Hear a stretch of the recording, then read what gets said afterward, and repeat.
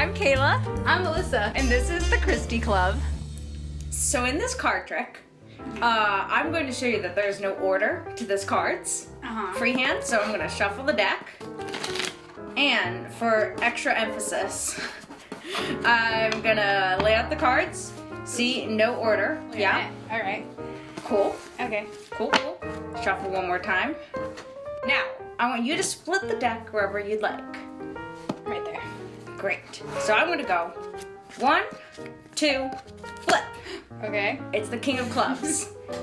Now, I'm going to give the King of Clubs a call and ask him what's the third card on the other deck. Cool? You're gonna talk to the card? Yeah, I'm going to talk to the card, call it up. The card is going to my ear.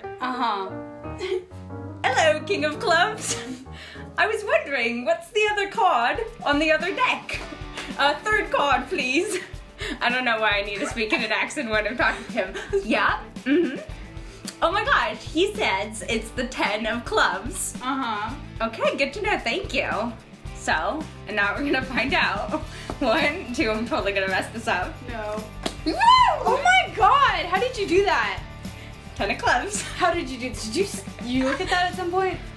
What did you do? It's magic. It's magic? Sure. But look, oh, my cards are on the table. So this time we read chapters 27 to the end, chapters 31. And I think we're just gonna go in order of what happened. Yes. And our thoughts. So first, we have chapter 27, the Eyewitness, who is Miss Lorimer, who says that I saw Anne Meredith kill Shaitana. Shaitana. Yes. So that really confirmed our suspicions that it was Meredith. So we were right. like, yeah, we knew.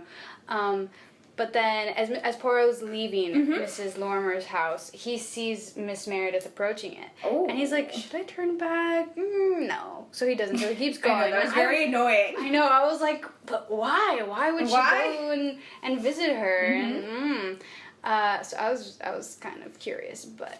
So then we get to chapter 28, the suicide. We thought the suicide was going to be Anne, but it was not. It was so not. It was not at all. It was Miss Lorimer. Mrs. Lorimer, yes. And we were like, oh. And so, in theory, what happened is her plan again is to make sure that Anne doesn't get the blame for this. So to protect her, she commits suicide and writes letters saying she did it. And the suicide makes sense in that she's very ill and is probably going to die soon anyways. And so we find that out. But the exact thing that happens is that... Well, it's a little complicated. But first, you have suspicion cast upon Miss Meredith because she was the last one to visit her, right? Yeah. So we were like, well, why? Wait, why was she visiting her? And then Poirot is like talking to people, and apparently Miss Lorimer wrote these letters, but she didn't have the time to write these letters. Nobody saw her write these letters. And then when the maid was taken out, because Poirot interviewed the maid, and he's like, when the maid took out the letters, there were only 3, and the top one was certainly not written to one of the other suspects. It was like to some bank or something. Yeah. And so I was like, well then, one of them, Miss Meredith, could have written her own letter and said that it was... Yeah, but she doesn't need to send that out because she wouldn't. Exactly, she wouldn't. But she had the opportunity to place it on the desk where she visited Mrs. Lorimer. Yeah. But the question here is, why would she murder Mrs. Lorimer when Mrs. Lorimer could have so easily explained to her plan of the false confession? Because if she was ready to confess and go to jail, what's the point of suicide or murder? Really? Right. I mean, I think it's more Poirot, since he knows the actual truth, would not be okay with her just saying this. Like, she had to do something drastic, I guess. That's how I explained it in my head.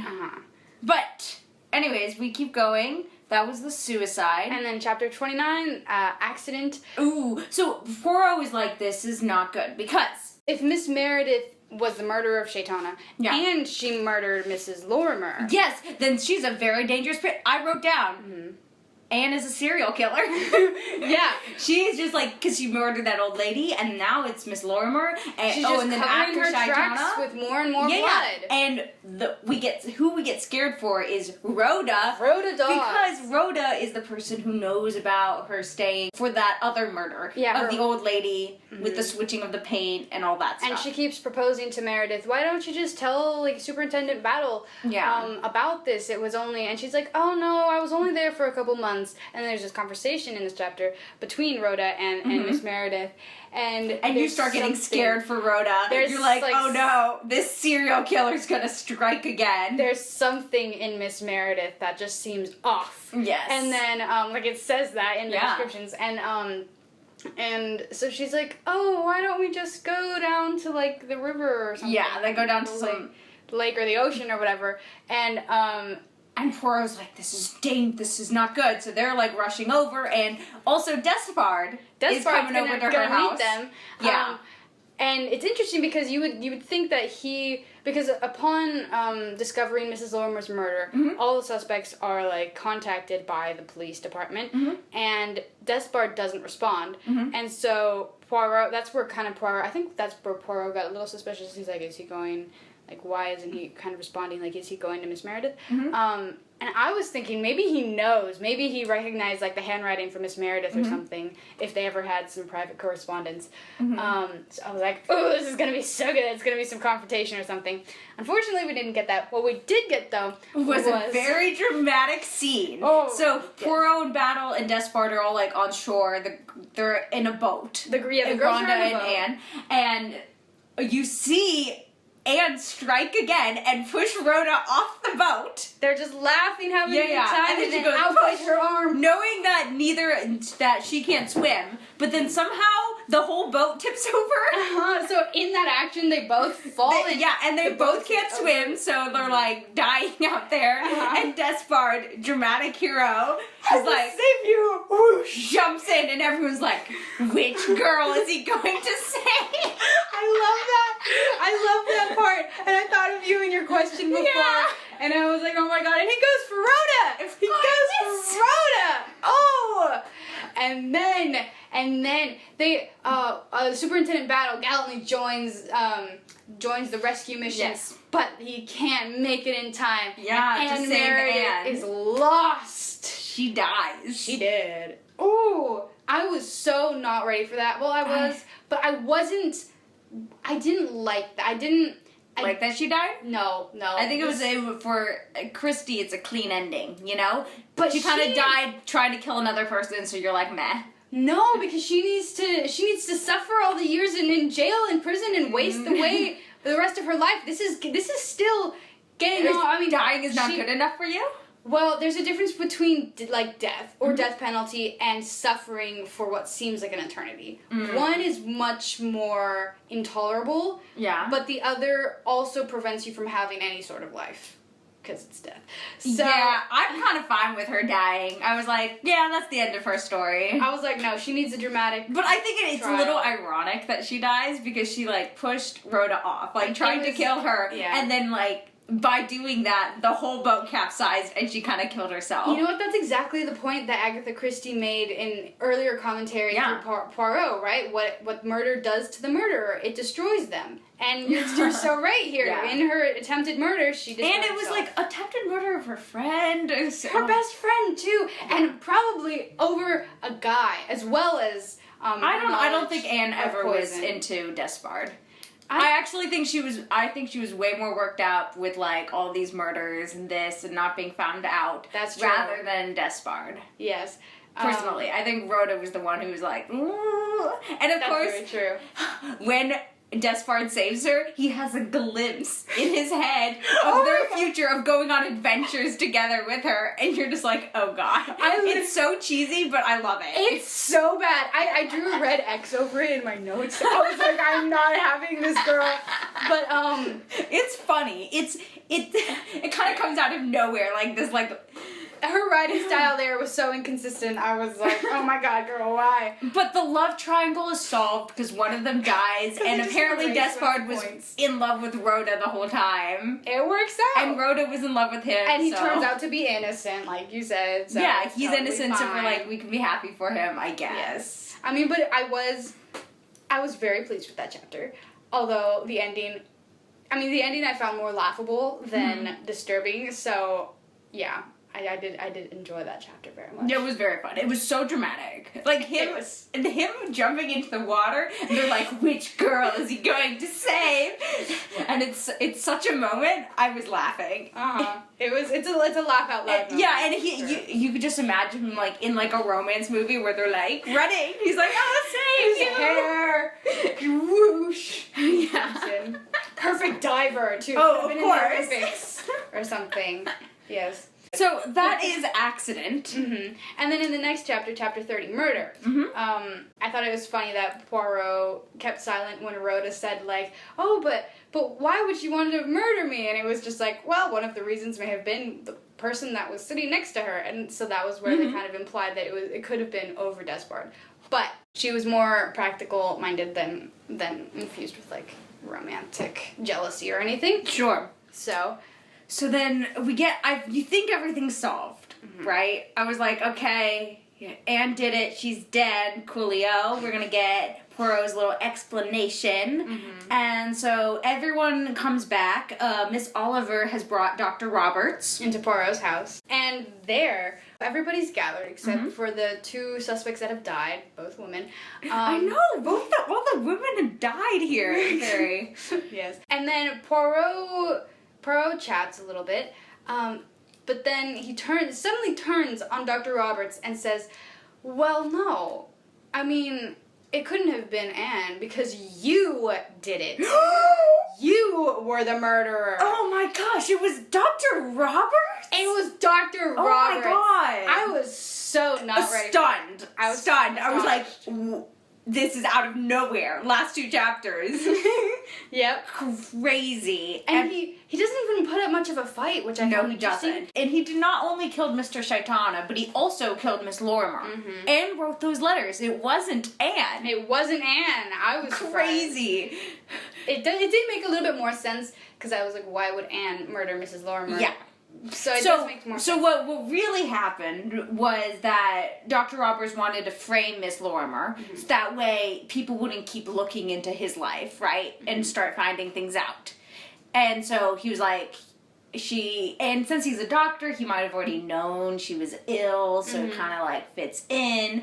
So he wrote those letters using her handwriting himself, and then when he went, his pretense for coming to Miss Lorimer's house was that he had already received the letter, he'd already opened it, and he rushes into her room, attempts to revive her, but actually that was with poison, murdering her, and then tells the nurse, tells the maid, it's no use, call the police department, she's gone. Yeah. And supposedly we have this eyewitness, this window cleaner. But actually, no, we find out later that he's just an actor. He's just an actor. So Poirot didn't know 100%. There was no eyewitness, but he said if we pretend there was, he's going to admit to it. And that's how he gets Dr. Roberts. And I was thinking, that's so illegal. But at the same time, Poirot doesn't work with the police force. No. So he is kind of exempt to an extent from certain penalties and consequences to using deception. Yes, and it makes it a very, because finding out the murder just because there was an eyewitness that you didn't know about is very like unsatisfactory, but having Poirot plant the eyewitness and just like going on the spur of the things he has deducted makes it, I feel like, a much better story. So I was like, much more exciting. Yes. And so that was the true murderer. And of course murdering, and so what do you mean? I thought Miss Lorimer saw Anne do it. Well, Anne went over, saw that he was dead, but didn't say anything. She was because she was scared for herself. Yes. And so, because she was suspected that Mr. Shaitana might have written some record somewhere incriminating her. Yes. And so she decided to keep silent. So when she returned to the bridge table, so that's what Miss Lorimer saw. Her hands were shaking because she was so afraid that she was sitting amongst murderers, not that she was worried about being found guilty. Okay, here's a question I had. She still tried to kill Rhoda. Yes. So it's the same reason, to protect herself. Yes. Because Rhoda knows the one thing, but she's not a serial killer anymore. She's only committed 2 murders instead of 4. Or did one and tried to commit 2. It's the second one. Yes. So it makes it that less dramatic in hindsight, but at the same time, she could have been moved by just trauma from that night, and then also... Yeah. She also has the perfect motive, and as far as she knows, nobody else has much of a reason to kill Shaitana. That's true, and all of her actions, therefore, were out of, like, just fear. Self-protection, yeah. Yeah, so same kind of things, but she didn't actually do it. So it was pretty crazy. Like, that Dr. Roberts thing came out of nowhere. Ooh, before we finish, can we go over all the clues that Poirot had for deducting it was actually Roberts? Yes. So, like... First we have the bridge scores. Yes. So as Poirot gets into his discussion of all the clues and everything, he brings up the bridge scores, which was basically the only tangible evidence. Everything else was, like, his deductions based on their psychology. Yeah. But the bridge scores revealed the nature of the game. And the game... was important because it kept everybody's attention. Yeah. And which is what I was saying. I was saying provide them a kind of risky, cover from being found, from being caught in the act, right? Yeah. So we were both saying, like, I can't be Miss Lorimer because she's focused on the game. But we were looking at, like, Anne because we're like, she's not a very good player. And Dr. Roberts is consistent in that he overbids, but he's purposely overbidding. In this particular instance, it's not necessarily that he's purposefully overbidding, but that because he had played other bridge games, Mrs. Lorimer said, and he was still overbidding the same.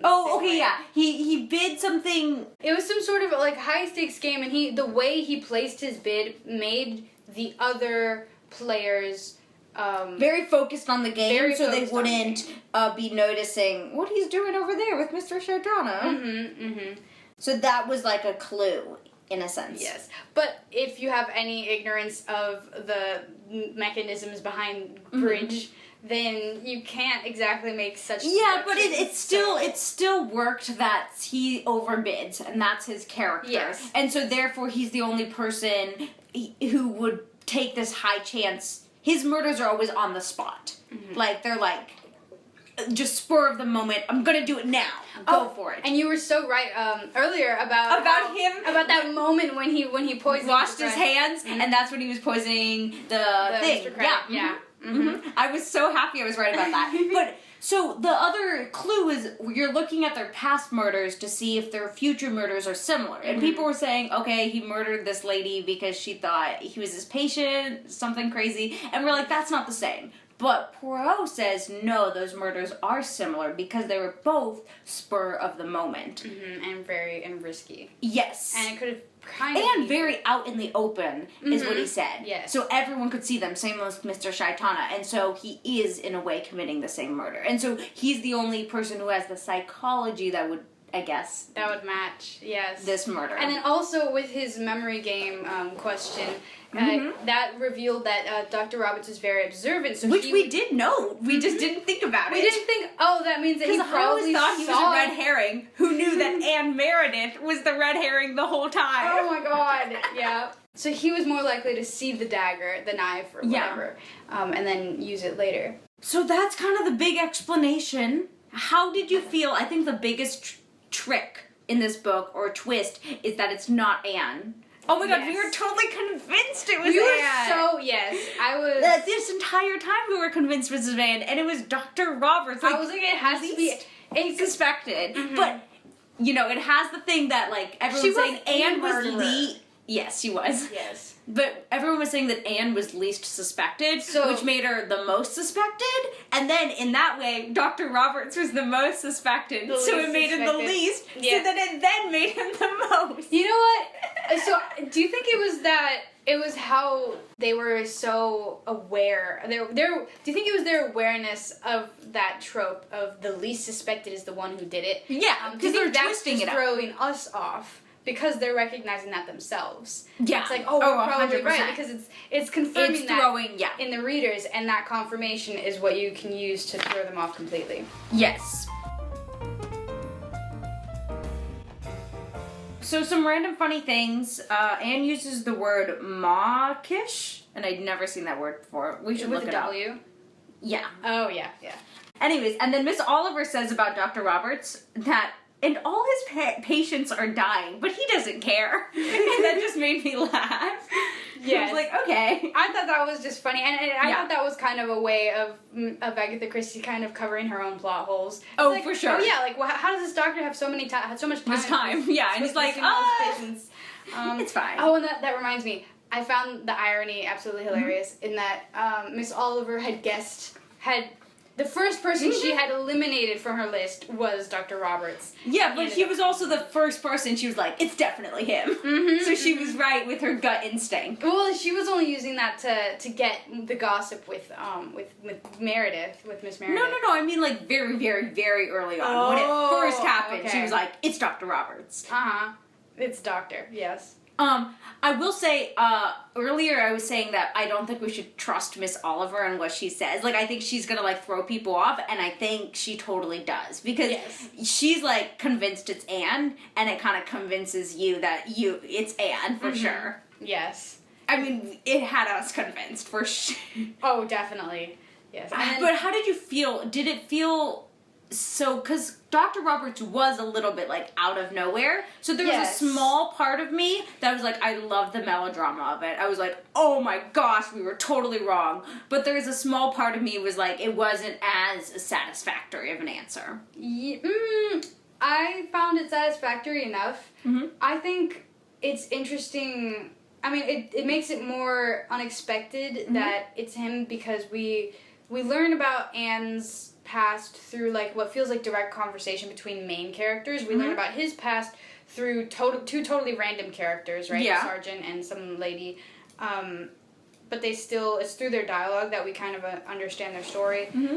Despard's story comes later, so as far as their like backstory and where they fit in there, it kind of felt like we were familiar enough, but he was still kind of in the background. So I thought that made it more pleasant, I guess, when it was revealed. Yeah, and I think it is interesting because we had 4 like suspects, and I will say once you finish the book, each of them, although like most of the time we thought it was Anne, I feel like each of them had a very significant role in the story. Even if Despard's wasn't really to be a suspect and more to be a love interest, it's fine. And then Miss Lorimer, obviously not much as a suspect, but pulls a lot of weight in the story. And then it ending up being Dr. Roberts, who had kind of the least to do at some parts, and then Anne playing a big part. I feel like it was really fun to have these 4 characters all very by the end of the book, all very distinctly different, but all having a very important role in the story. Yes. You know what it didn't have an important role? What? Race. Oh yeah, no. Colonel Race, gone. Never heard of him again. I'm glad. I was like, yeah, keep out of this. I think he was like kind of just a fluff character. Oh, he was. I honestly thought that the Doctor was a fluff character. Me too. I thought he was a fluff character. You gotta be careful when there's a fluff character. Always keep your eye on them. Except for the race guy, because he was a total just like we don't care. He was only there to balance out the cast. Yeah. Be like 4 people here, 4 people there.